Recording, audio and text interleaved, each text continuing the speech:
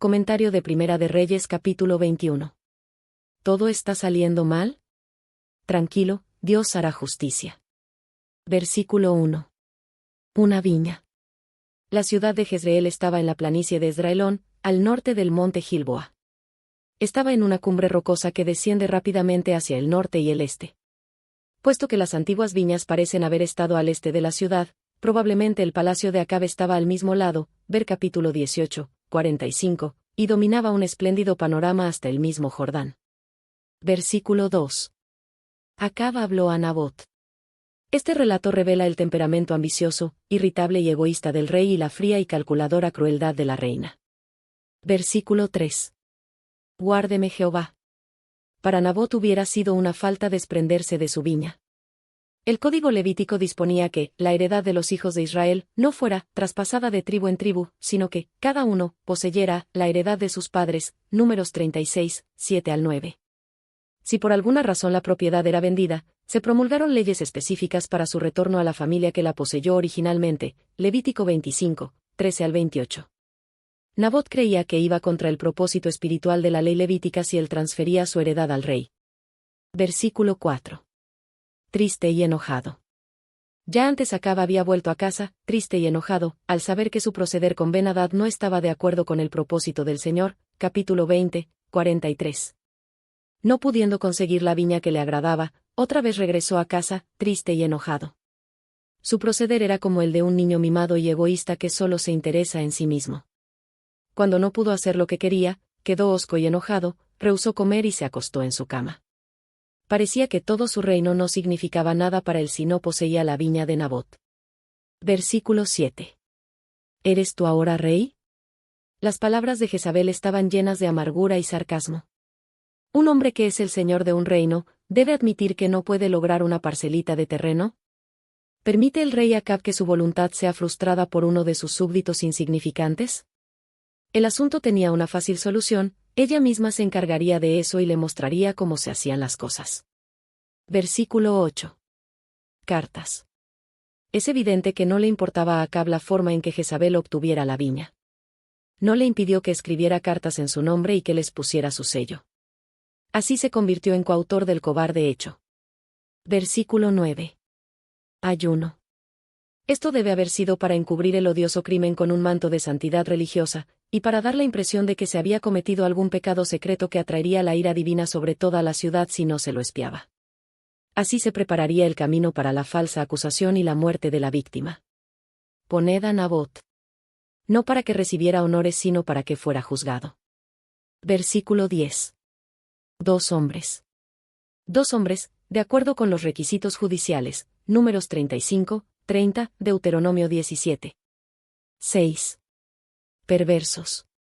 Hijos de iniquidad, despreciables e impíos, viles truanes, de quienes podía esperarse cualquier maldad. Ver Jueces 19, 22, Jueces 20, 13, Primera de Samuel 1, 16, Primera de Samuel 2, 12, Primera de Samuel 10, 27, Primera de Samuel 25, 17 y 25, Primera de Samuel 30, 22, Segunda de Samuel 16, 7, Segunda de Samuel 20, 1.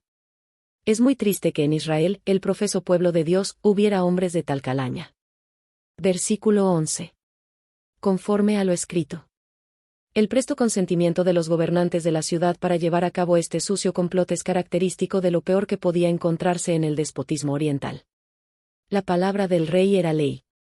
Aún podía realizarse un vil asesinato con la apariencia de justicia.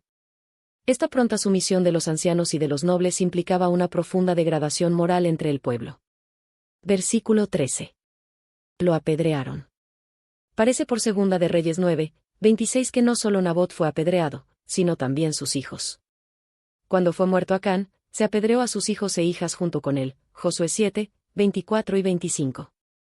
Desapareciendo los hijos de Nabot, no quedarían herederos que reclamaran la viña. Así fue el crimen doblemente atroz. Versículo 15. Toma la viña. Nabot fue muerto con sus hijos, y toda su propiedad ahora pertenecía al dominio real. Sin importarle las consecuencias, Acab inmediatamente tomó posesión de la propiedad. Versículo 17. Vino a Elías. Jezabel pensó que había arreglado todas las cosas perfectamente, pero no tuvo en cuenta a Dios. El Señor del cielo vio todo lo que estaba sucediendo. No podía permitirse que quedara impune el terrible crimen de Acab. Dios envió a Elías para dar su mensaje, pues cuando el Señor tiene una obra que hacer, encuentra al que está dispuesto a realizarla. Versículo 18. Samaria. No la ciudad, sino el distrito de Samaria, como en el capítulo 13, versículo 32. Versículo 19. ¿No mataste? En el encuentro de Elías con Acab no debía haber preliminares de cortesía. El profeta fue directamente al punto, llamando la atención al atroz acto de bandolerismo y asesinato en que había incurrido el rey de Israel. No se dio la oportunidad para que Acab se excusara ni presentara subterfugios, inmediatamente fue desenmascarado el terrible crimen y el rey se presentó tal como era, un descarado asaltante y asesino que mataba sin piedad y luego se apropiaba de los bienes de su víctima. Lamerán también tu sangre. La sentencia fue completamente justa. Pues todo lo que el hombre sembrare, eso también segará. Gálatas 6, 7. Los reinos de Israel y Judá en los tiempos de Elías. Versículo 20. ¿Me has hallado? Fue su propia conciencia culpable la que arrancó esas palabras de los labios de Acab. El hombre a quien menos deseaba ver se le había presentado y lo había sorprendido en el sitio de su crimen. Elías no era enemigo de Acab, sino su amigo. El peor enemigo de Acab era él mismo, y Elías trataba de que se salvara de sí mismo. El mensaje de Dios, aunque era condenatorio, todavía estaba mezclado con misericordia. Se le mostró a Acab el terrible fruto de la semilla que estaba sembrando, pero no se quitó la oportunidad para que se arrepintiera. Versículo 21. Yo traigo mal. Ver capítulo 16, versículo 12. Versículo 22. Como la casa. En la destrucción de la casa de Jeroboam, Acab tenía una lección objetiva que no podía contradecir. Esa casa había desaparecido. Pereció debido a la impiedad. Acab seguía el mismo camino y sufriría la misma suerte. Versículo 23. Los perros. En el cercano oriente de esa época había perros semisalvajes que se alimentaban de carroña.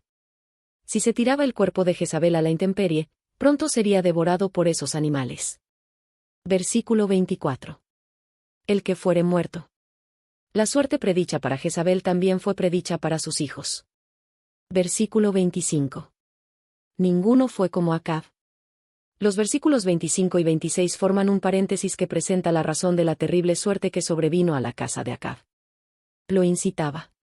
El pecado era como un fuego que ardía en el corazón de Acab, pero Jezabel se encargaba de avivar continuamente esa llama para que brillara en su intensidad máxima. La influencia de Jezabel indujo a Acab a rendir culto a Baal, capítulo 16, 31, a permitir la muerte de los profetas de Dios, capítulo 18, 4, a tolerar que Elías fuera desterrado, capítulo 19, 2, y finalmente a asesinar a Nabot y a apropiarse de su viña, capítulo 21, 7 y 15. Versículo 26. Conforme a todo lo que hicieron los amorreos. Solo mediante las investigaciones recientes, ahora se sabe cuán completamente abominables fueron las prácticas de la antigua idolatría. Significaban vicio e inmoralidad en sus formas más viles, crueldad y derramamiento de sangre, así como culto a los demonios ofrecido con los ritos más repugnantes y degradantes. Por todas estas cosas, los amorreos y otros pueblos de Canaán debían ser raídos de la faz de la tierra. Sin embargo, Acab se había entregado a esas mismas prácticas abominables. Versículo 27. Cuando Acab oyó. Fue una terrible acusación la que pronunció Elías contra la conducta del rey, y las palabras se le hundieron como un puñal en lo más hondo del corazón, que no era enteramente malo. Podía ser conmovido. Entonces Acab se vio a sí mismo como era en realidad, y tembló de temor ante el pensamiento de su condenación venidera. Rasgó sus vestidos.